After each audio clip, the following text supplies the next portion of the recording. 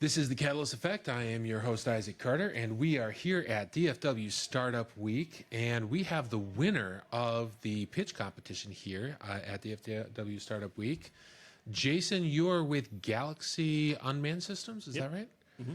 Awesome. Why don't you give us your 3-minute pitch? Okay. Well, it was 5 minutes technically, so Well, I can't account for the 2 minutes I'm going to lose. Okay, we'll work it out.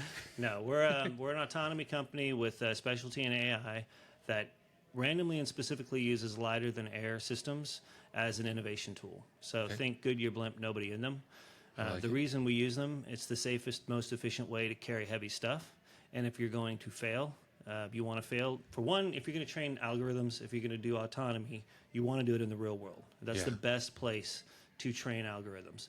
And if you're going to fail while doing that, you don't want it to be on a heavier than air system. You don't want it to be on something that hits a building or something. So you want it to be on a friendly, happy thing that, you know, worst case, I bounce off the ground, but it's a slow moving thing on the way down. So I have plenty of minutes to switch algorithms, change it up. So it's a really good way to innovate rapidly in the field. How large are these? Our systems are tactical. The smallest one we have is a 35-foot system that runs out of a 35-foot car hauler. We can literally have it inflated, just pull it out and go fly. 15-pound payload, flies for about an hour. Our mid-sizes are about 50-foot, 60-foot, where you can carry about 50 to 100 pounds.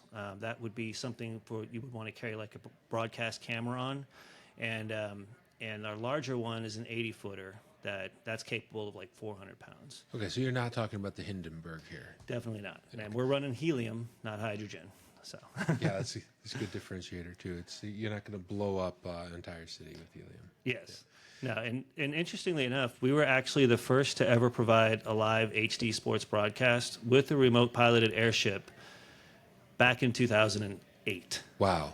So this isn't our first rodeo. This is our modern current iteration of our company. But we actually had a run from 2000 to 2009. We grew up flying RC. Our dad was a big pioneer in RC. We inherited the name Galaxy from him. He had a radio company. And so we wanted to do anything flying aircraft. I mean, it was just any excuse to do it was a good excuse. Sure. And I have a degree in entrepreneurial and strategic management. So I'm just like, okay, well, let's go figure it out. Yeah, and lighter than air, it requires far less energy. Mm-hmm. Like you said, the descent is far slower, so you have a lot more opportunity to either get to somewhere safe or it converts. So hopefully you don't actually lose the payload or the device. And you're talking about something with a 15-pound payload. You're not causing damage while you're running those. Well, and like with that, when we were doing this before there was autopilot, there was no drone industry in 2000. Right. It didn't really take off until 2013, 2015, which I got an interesting, ironic story about that. But during that era, there's no autopilots. There's no exquisite tech. There's no AI.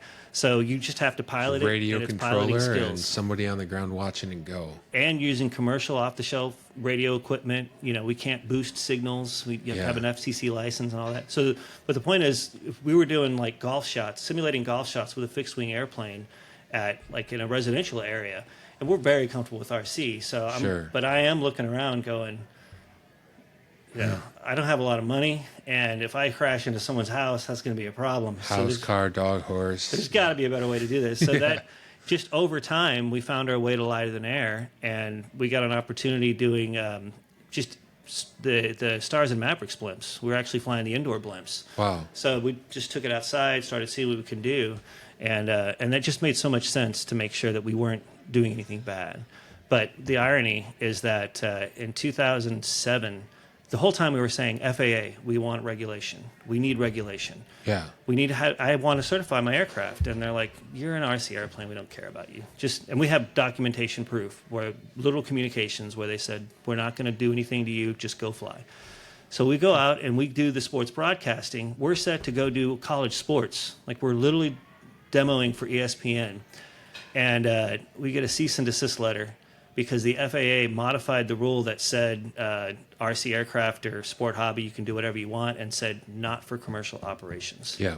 And they effectively banned our entire drone market. I don't know if I unplugged it. Yeah, you're good. They effectively banned our commercial industry, and I don't even know that they really knew that they did that. Well, in 2013, 2015, what happened? Commercial drones are everywhere. Yep. And everyone's like, there's tons of VC goes in it. And they're like, oh, we're going to deliver burritos. We're going to have, it's like an iPhone in the sky. Amazon, companions. Domino's Pizza, they're all in there. All of it. They had the Amazon Blimp mothership that was delivering stuff. And everyone's like, this is the greatest thing ever. And then all of them slowly ran into that wall where they're like, oh, there's no path to market. Wait, it's illegal? It's banned? And so all of that VC money just died. Our entire industry was killed back in 2007 and no one knew. And they had to find out through that whole decade. That we got shut down in 2009. We had to close the business. It was devastating. I mean, that was I grew up poor. I mean, I wasn't not a wealthy kid, and like our dad was a big RC enthusiast. There's not a whole lot of money in that. Sure. A lot of skill, a lot of figure it out. So like we're using old radios, and you have to build everything yourself. So it was really devastating. Where we're finally there. We're at Bristol. We're doing this demos, and we're finally going to go. And then it's like, oh, by the way, we banned the activity. Good luck, guys. And it's like, okay, wait, now I got to go compete against Raytheon and Lockheed. And I don't do military. We're commercial. Yep. We're civilians. So that, unfortunately, we had to shutter the business, go to play with RC. We had to go to the DOD. So we worked with other people doing military stuff. And we randomly got picked up with this program called PIGS, Persistent Ground Surveillance Systems. It's tethered aerostat, so it's a balloon on a string, not free flying. Yep. And they were like, we need to deploy. There's an urgent need to deploy a ton of these to Afghanistan. We need people that know lighter than air, and you guys came up. So we got tapped to stand up the training program, and we did in months what would have taken years, and essentially deployed 52 systems out to Afghanistan to forward operating bases. I'm not talking like major hubs or like city side. You know how they just literally can build a city out there. Yeah. These are dirt walls, hexago barriers, really small parking lot size fob, and no infrastructure, and we're dropping an aerostat in there. 6 guys that have never, or crew, that have never operated these things that we had to train rapidly to deploy. So we were able to get 52 systems out there within a year and a half. And it was where all these gray hairs came from. I mean, I didn't know nothing about defense contracting. Yeah, and now you're in Afghanistan installing lighter than air. Well, fortunately, I was in Yuma. Okay. We called it Yumistan for the training stuff. That we ran the schoolhouse, so we were pushing people out. I had to do, within 3 weeks, I had to do 6 crews a week graduating. Wow. And then as soon as we got our feet under us, they're like, okay, double it. Now we need 12 crews a week. And I was, okay. We found a way. We did it. We didn't lose any systems while doing it. Wow. And it was a Herculean task that for someone that has never done military to just get thrown into that environment, it was drinking from a fire hose. But it was great because we learned how the military works. We learned how small businesses exist doing the contracting works. We learned about small business innovation research, contracts. Kept yourself commercially alive during that time. Yeah, and then that whole time I'm in the desert, right? It's like 2009 to 2015. I'm literally in the desert, not where I want to be. I did have to go to Afghanistan. I had to visit every AO out there to do operator recertification and a tech refresh for training, just to make sure that we were sensitive to what was actually happening in theater. Yeah.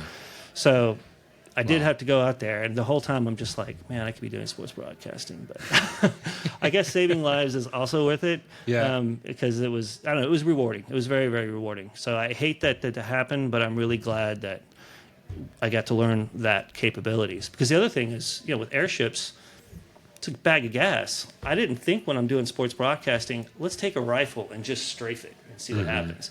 So that happened to us all the time in Afghanistan, and it's like, okay, cool. I know where the enemy is. That's good. And it doesn't pop or blow up because it's just slightly above normal pressure. Yeah. So it just slowly leaks. We'll pull it down at night, patch it up. And put They it don't back even up. know they hit it. Yep. Wow.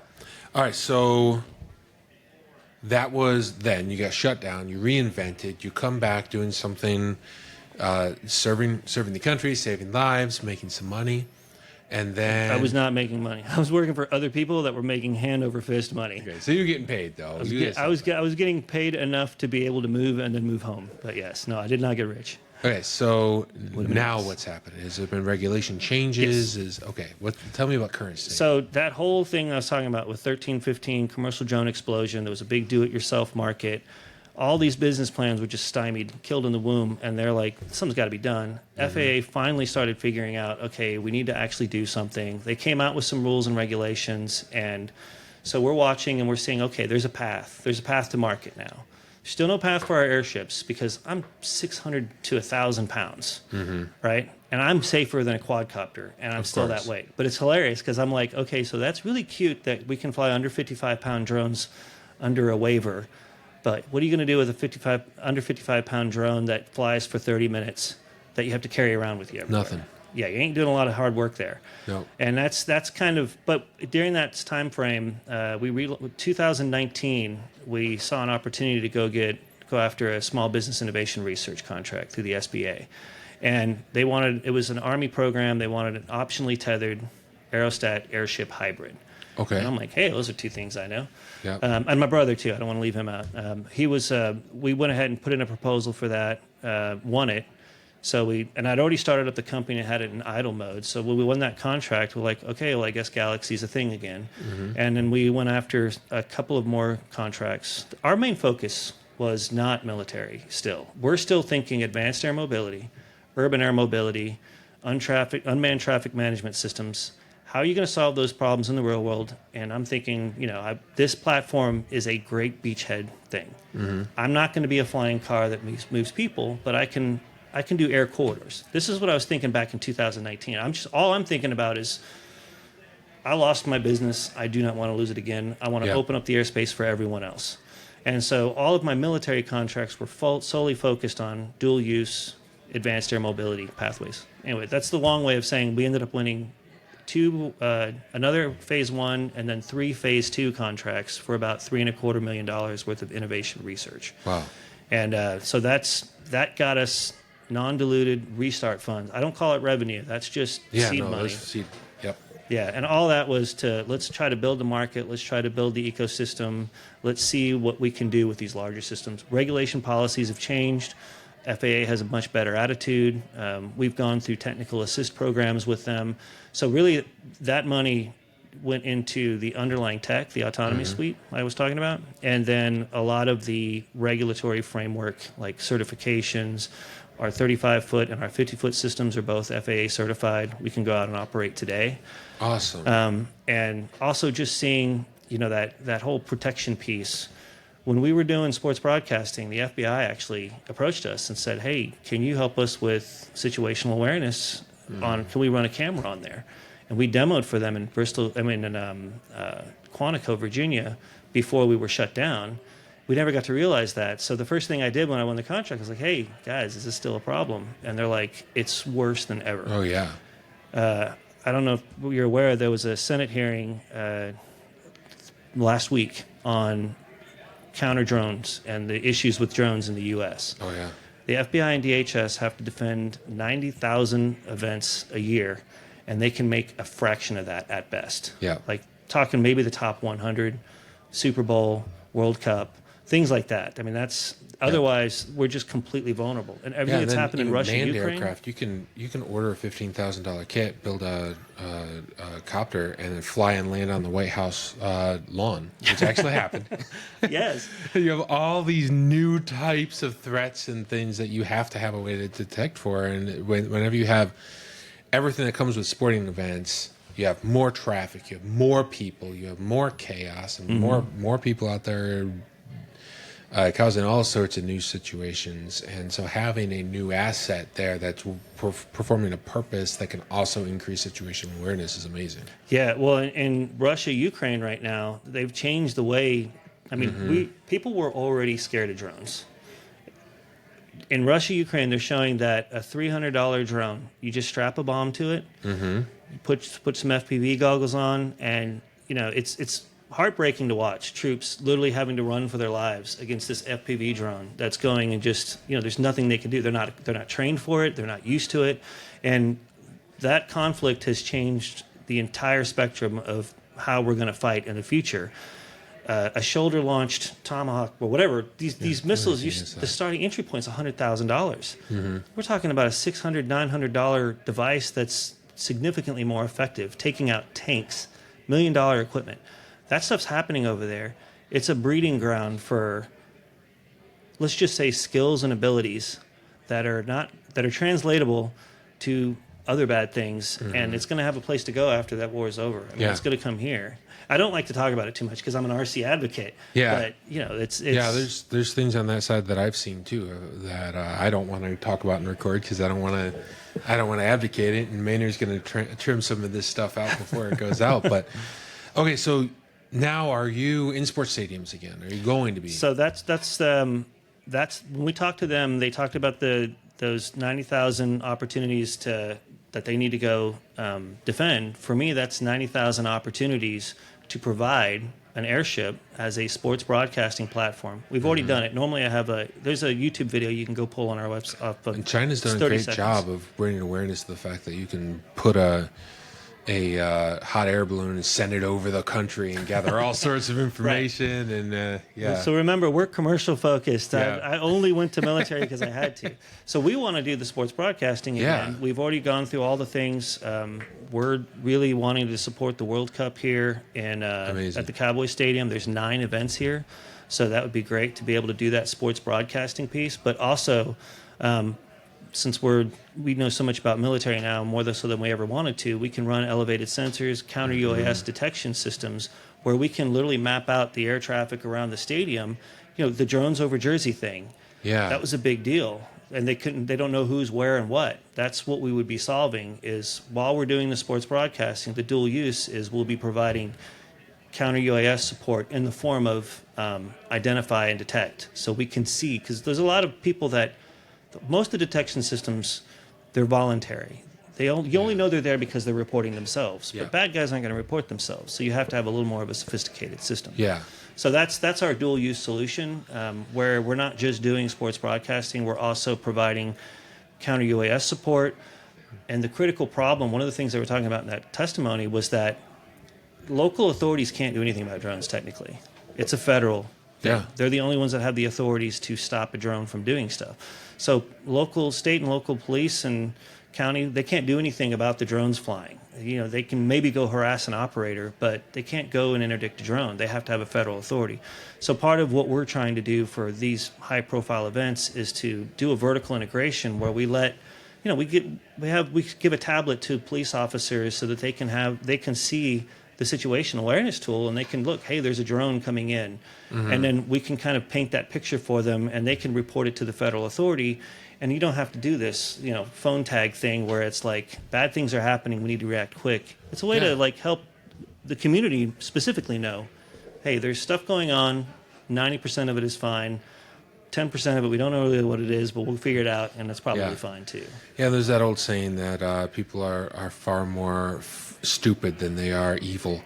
So you don't have to have bad intentions to do bad things. Right. Sometimes they're not reporting because they have no idea they're supposed to be reporting, and they have no idea how they're supposed to safely operate that thing. But they got $1,500 and they went and bought a 75-pound drone, and now they're over a sports stadium. And what do you do? Yeah, exactly. Yeah.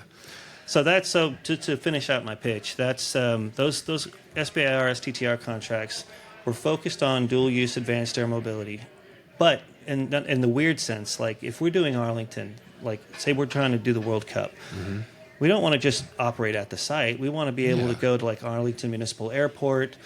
We used to operate out of Dallas Executive Airport from 2006 to 2009. We were just a regular aircraft in the pattern. You can't miss an airship. Yeah. Big 75-foot airship there. They didn't care.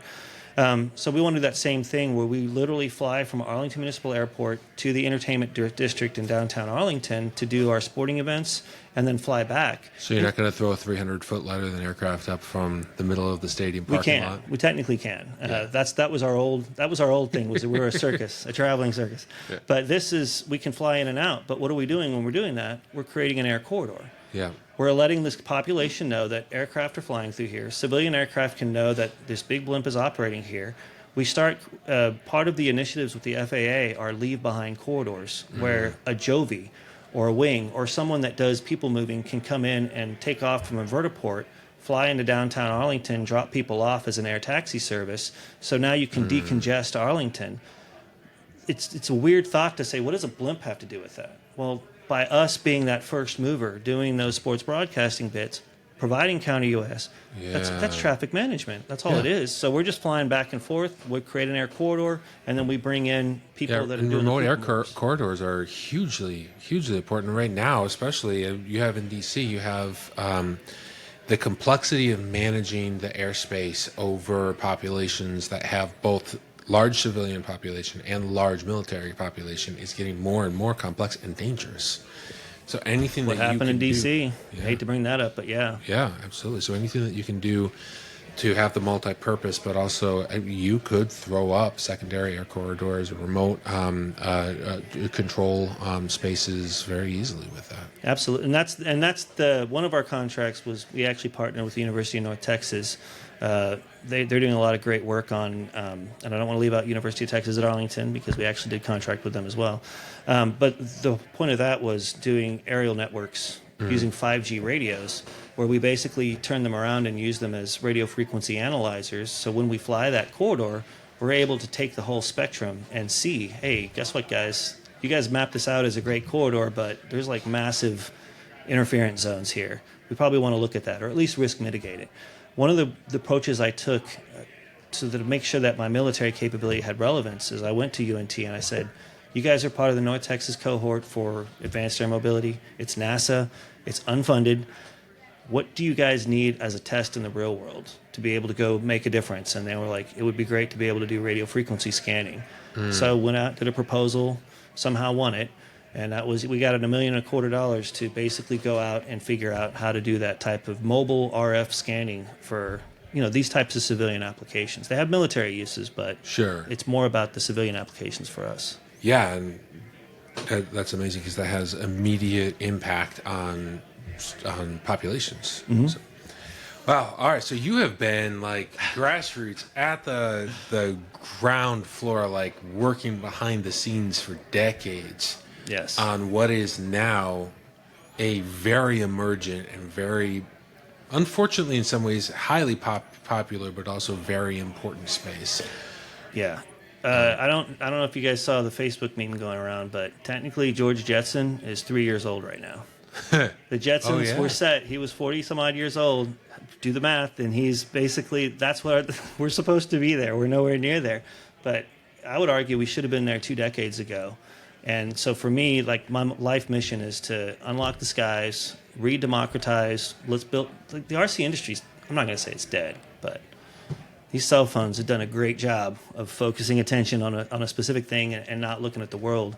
And so for me, I want to unlock the skies, get hobbyists back out there, have components, have systems that integrate so people can go out and have fun with drones. We're not so scared of them. It's part of daily life again, but create that safe regulatory framework so that you don't have aluminum showers because drones are going everywhere and crazy. Just some kind of coherent strategy. I love it. Well, you've had a busy week. You won a pitch competition. I'm sure there's a lot of people out there looking to shake your hand and talk about the future. So thank you for taking some time to be here with us on the Catalyst Effect podcast. And we are at Dallas Startup Week, getting into our final hours of the week here. Really excited. Thank you so much for being here, brother. Thank you for having me. Thank you.